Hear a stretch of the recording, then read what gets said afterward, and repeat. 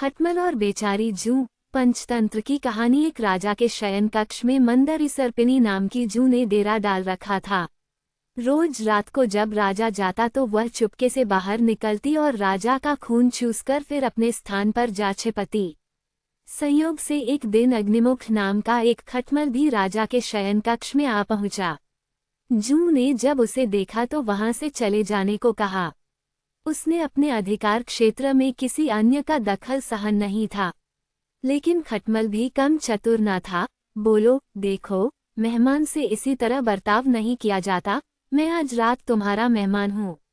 जू मततः खटमल की चिकनी चुपड़ी बातों में आ गई और उसे शरण देते हुए बोली, ठीक है, तुम यहाँ रात भर रुक सकते हो, लेकिन राजा को काटोगे तो नहीं उसका खून चूसने के लिए।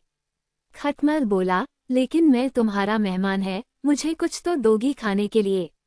और राजा के खून से बढ़िया भोजन और क्या हो सकता है। ठीक है, जू बोली, तुम चुपचाप राजा का खून चूस लेना, उसे पीड़ा का आभास नहीं होना चाहिए। जैसा तुम कहोगी, बिल्कुल वैसा ही होगा। कहकर खटमल शयन कक्ष में राजा के आने की प्रतीक्षा करने लगा। रात ढलने पर राजा वहां आया और बिस्तर पर पड़कर सो गया।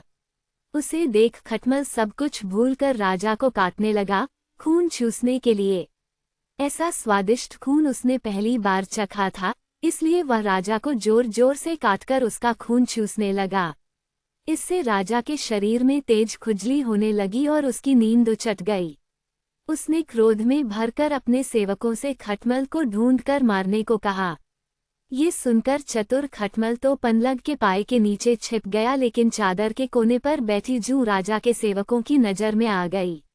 उन्होंने उसे पकड़ा और मार डाला।